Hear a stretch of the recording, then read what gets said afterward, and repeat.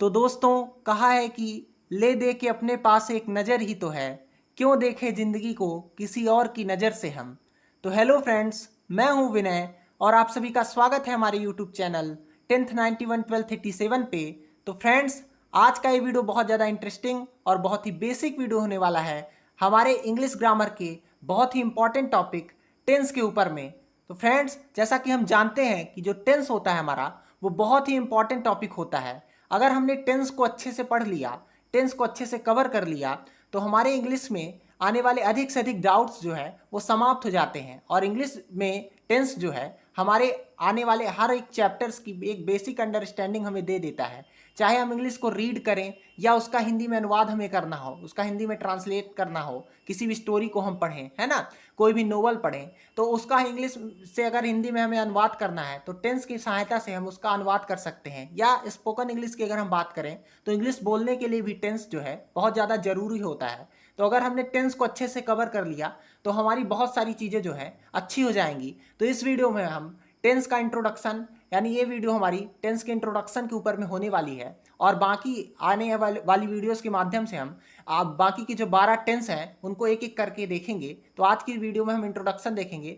तो अगर आपने इस वीडियो को कंप्लीट वॉच कर लिया तो चाहे आप कोई भी स्कूल स्टूडेंट हो, कॉलेज स्टूडेंट हो, या किसी भी गवर्नमेंट कॉम्पिटिटिव एग्जाम की तैयारी करने वाले स्टूडेंट हो, आपके टेंस से रिलेटेड सारे डाउट्स समाप्त हो जाएंगे। तो वीडियो को कंप्लीट वॉच करिएगा। और फ्रेंड्स, मैं आपको फिर से बताना चाहूँगा कि ये टेंस की जो है इंट्रोडक्शन वीडियो है, तो इसको कंप्लीट देखिएगा ताकि आपको टेंस की एक बेसिक अंडरस्टैंडिंग मिल जाए, ताकि आने वाले टेंस में आप बेसिक चीज़ों से जो है अवगत रहें। तो चलिए वीडियो को स्टार्ट करते हैं। तो फ्रेंड्स, टेंस को एक्टिव वॉइस के नाम से भी जाना जाता है। एक्टिव वॉइस की हिंदी होती है कर्तवाच्य, और टेंस को हिंदी में हम समय या काल कहते हैं। अगर इंग्लिश लैंग्वेज में हम टेंस के टाइप्स की बात करें तो टेंस के 3 प्रकार होते हैं। पहला है प्रेजेंट टेंस यानी वर्तमान काल, दूसरा है पास्ट टेंस यानी भूतकाल, और तीसरा है फ्यूचर टेंस यानी भविष्य काल। फ्रेंड्स, आप इसको ऐसे समझिए कि टेंस का मतलब होता है समय या काल। समय जो है हमारा 3 प्रकार का होता है। एक वर्तमान समय जो चल रहा है, तो वर्तमान काल या वर्तमान समय प्रेजेंट टेंस। दूसरा एक समय जो हमारा बीत चुका है वो हमारा हो जाएगा भूतकाल, है ना, यानी पास्ट टेंस।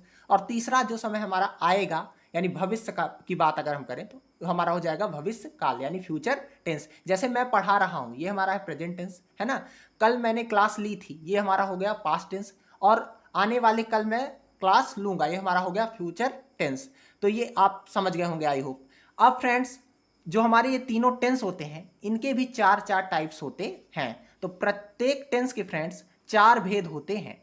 अभी हमारे टेंस है प्रेजेंट, पास्ट और फ्यूचर, इनके भी 4 टाइप्स हैं। तो आइए उनकी चारों टाइप्स को देखते हैं।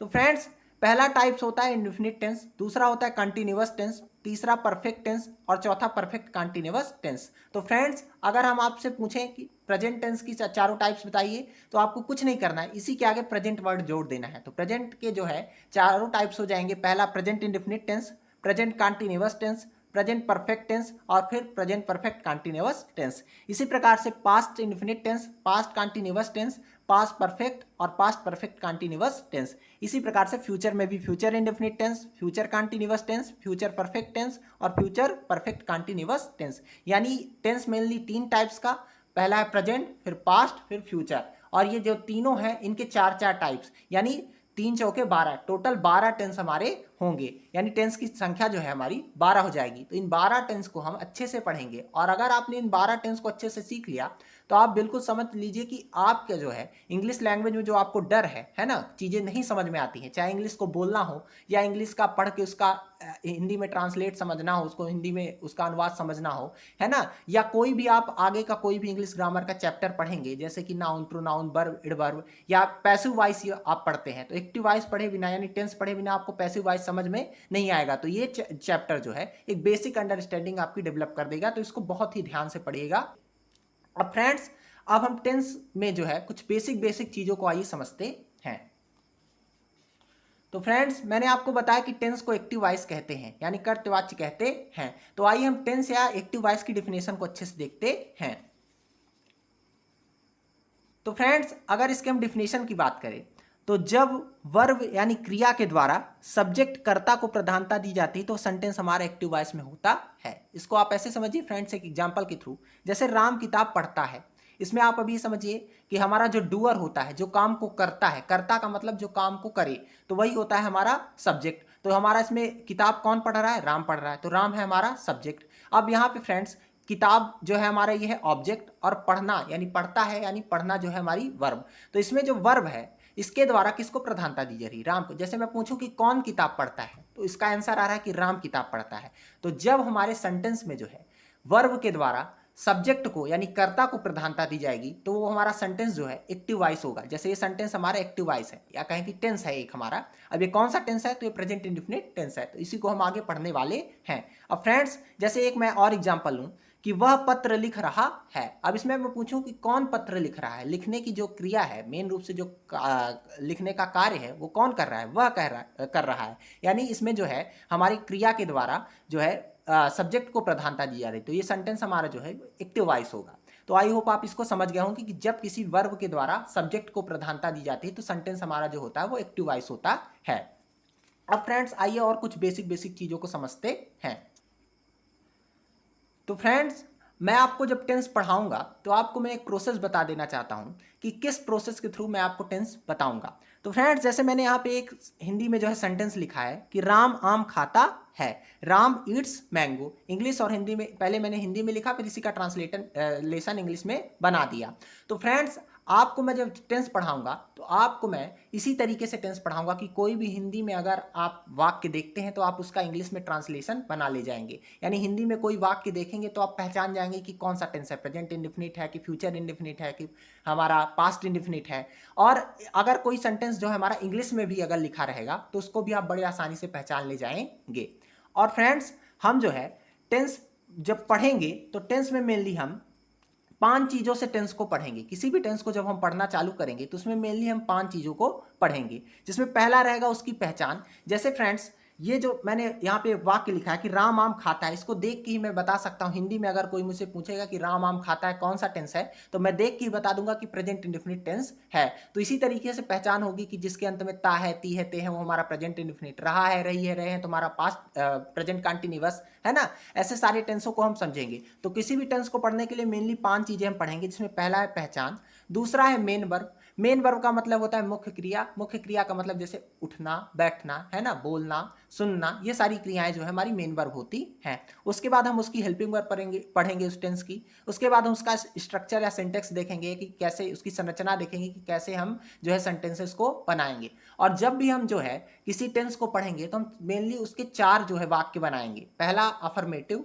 दूसरा निगेटिव, तीसरा इंटेरोगेटिव और चौथा इंटेरोगेटिव निगेटिव। जैसे मैं अगर आपको ट्रांसलेशन पढ़ाऊंगा तो जैसे वह आम खाता है, वह आम नहीं खाता है, क्या वह आम खाता है, क्या वह आम नहीं खाता। इस तरीके से 4 सेंटेंस मैं आपको बनवाऊंगा।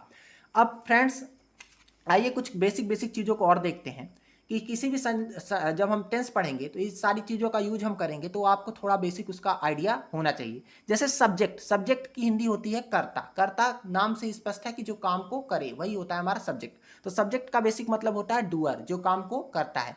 अब जो सब्जेक्ट है हमारा ये या तो नाउन होगा या तो प्रोनाउन होगा। तो फ्रेंड्स अगर आप नाउन, प्रोनाउन इन सारी चीज़ों को नहीं जानते हैं तो उस वीडियो का लिंक मैंने डिस्क्रिप्शन बॉक्स और कॉमेंट बॉक्स में दे दिया है, आप वहाँ से जाके उसे देख लीजिएगा। तो जब यह ध्यान रखिएगा कि जो सब्जेक्ट होगा हमारा या तो नाउन होगा यानी किसी व्यक्ति वस्तु का नाम, या तो प्रोनाउन होगा जैसे कि आई, वी, ही, सी, इट। संज्ञा के स्थान पे जो शब्द प्रयुक्त किए जाते हैं वही होते हैं हमारे सर्वनाम यानी प्रोनाउन, जो नाउन के स्थान पे यूज किए जाते हैं। अब फ्रेंड जो सब्जेक्ट है हमारा वो 2 टाइप का होगा। पहला है सिंगुलर सब्जेक्ट यानी एक वचन कर्ता। जैसे कि एक वचन कर्ता सिंगुलर सब्जेक्ट में आएगा हमारा ही, सी, इट, एनी वन नेम यानी कोई एक नाम, जैसे राम, मोहन। जैसे मैं बोलूं कि राम कैसा सब्जेक्ट है तो सिंगुलर सब्जेक्ट है, ही कैसा सब्जेक्ट है सिंगुलर सब्जेक्ट। इसको आपको बिल्कुल याद कर लेना है कि एक वचन कर्ता कौन कौन से होते हैं। ऐसे ही प्लूरल सब्जेक्ट यानी बहुवचन कर्ता कौन कौन से होंगे, तो ध्यान रखिएगा आई। फ्रेंड्स ध्यान रखिएगा पूरे टेंस में सिर्फ जो हमारा आई है 2 जगह सिंगुलर सब्जेक्ट का काम करेगा, एक हमारा प्रेजेंट कंटिन्यूअस टेंस में, एक पास्ट कंटिन्यूअस टेंस में। और बाकी पूरे जगह आई जो है, आई का मतलब तो मैं होता है। अब मैं, आप समझ रहे होंगे कि मैं, ये तो सिंगुलर की फीलिंग दे रहा है, पर ये हमारा होगा प्लूरल सब्जेक्ट का काम करेगा हर जगह, सिर्फ 2 टेंस को छोड़ के। तो आई, वी यानी हम। जैसे हम की बात करते हैं तो हम में एक से अधिक लोग आ जा रहे हैं, यानी बहुवचन का मतलब ही होता है कि एक से अधिक। अब जैसे यू, यू का मतलब तुम, दे, है ना। बॉयस जैसे एस आई एस जो लगा जिन वर्ड्स में लगे रहते हैं तो वो हमारे प्लूरल सब्जेक्ट होते हैं। गर्ल्स जैसे चाइल्ड का प्लूरल होता है चिल्ड्रन, तो हमारा प्लूरल सब्जेक्ट हो जाएगा सिंगुलर और प्लूरल सब्जेक्ट। तो आई होप आप इसको समझ गए होंगे। तो फ्रेंड्स अब सब्जेक्ट तो आप समझ गए, अब चलिए हम ऑब्जेक्ट को समझते हैं। तो ऑब्जेक्ट की हिंदी होती है कर्म, यानी इसका मतलब होता है रिसीवर। जो भी हम वर्ब, जो भी हम कार्य को करते हैं उसका असर जिस चीज पे पड़ता है तो वही होता है हमारा ऑब्जेक्ट। जैसे मैंने यहाँ पे एक सेंटेंस लिया था पहले कि राम आम खाता है। अब यहाँ पे जो है राम क्या खा रहा है, तो खाने का, किसको खाने का काम कर रहा है, आम को खाने का काम कर रहा है। तो ये आम है हमारा, ये हमारा ऑब्जेक्ट हो जाएगा। तो फ्रेंड्स ऑब्जेक्ट का मतलब ही होता है रिसीवर, और ऑब्जेक्ट का काम भी हमारे नाउन या तो प्रोनाउन करेंगे, यानी संज्ञा या तो सर्वनाम। तो आई होप आप इसको समझ गए होंगे। अब फ्रेंड्स हम वर्ब को समझते हैं। वर्ब क्या होती है, जो वर्ड एक्शन बताए वही होता है हमारा वर्ब यानी क्रिया। जैसे जाना, उठना, बैठना, ये सारे एक्शन बताते तो हमारा हो जाएगा वर्ब। अब फ्रेंड्स ध्यान रखिएगा, जैसे एक वर्ड मैंने लिया गो मीन्स जाना, जो कि एक वर्ब है यानी एक क्रिया है। अब फ्रेंड्स जो वर्ब की है, वर्ब की बेसिकली इंग्लिश लैंग्वेज में 5 फॉर्म्स होती हैं। पहला है जैसे ये ध्यान रखिए 5 फॉर्म्स होती हैं वर्ब की। तो जैसे जो फर्स्ट फॉर्म होती है वर्ब की, जो स्पेलिंग होती है, जैसे जाना की स्पेलिंग होगी गो, तो वही होती है हमारी फर्स्ट फॉर्म, यानी जो स्पेलिंग रहेगी वही हमारी फर्स्ट फॉर्म हो जाएगी। जैसे गो, फिर उसके बाद सेकंड फॉर्म इसकी हो जाएगी गो की वेंट, थर्ड फॉर्म गॉन, और फोर्थ फॉर्म गोइंग, और फिफ्थ फॉर्म गोज। ये सारी फॉर्म हमारी हो जाती है वर्ब। और बहुत सारी वर्ब होती हैं जैसे राइट, लर्न, स्पीक, ये सारी चीजें। तो आई होप आपको ये वीडियो पसंद आया होगा। अगर वीडियो पसंद आए तो वीडियो को लाइक कर दीजिएगा। और फ्रेंड्स इंग्लिश में मैंने इस चैनल पे और बहुत सारी वीडियो, जैसे सेंटेंस और उसके टाइप्स, क्या होता है फ्रेज, क्या होता है क्लॉज, है ना, identification of parts of speech यानी पार्ट्स ऑफ स्पीच को पहचानना, उन सारे ही वीडियोस का लिंक मैंने डिस्क्रिप्शन बॉक्स में दे दिया है। तो आप वहां से जाकर उसे देख लीजिएगा, ताकि आपका बेसिक बिल्कुल क्लियर रहे, ताकि हम टेंस को पढ़ें तो हमें अच्छे से समझ में आए। और टेंस ध्यान रखिए बहुत ही हमें अच्छे से पढ़ना है, क्योंकि इसको हम पढ़ लेंगे तो हमारी बेसिक अंडरस्टैंडिंग जो है डेवलप हो जाएगी। तो अगर वीडियो पसंद आए तो वीडियो को लाइक कर दीजिएगा, चैनल पे नए होंगे तो चैनल को सब्सक्राइब करके बेल आइकन को प्रेस कर दीजिएगा, ताकि इसी तरीके की वीडियोस की नोटिफिकेशन आप तक पहुंच जाए। तब तक के लिए गुड बाय, टेक केयर, जय हिंद, मिलते हैं नेक्स्ट वीडियो में।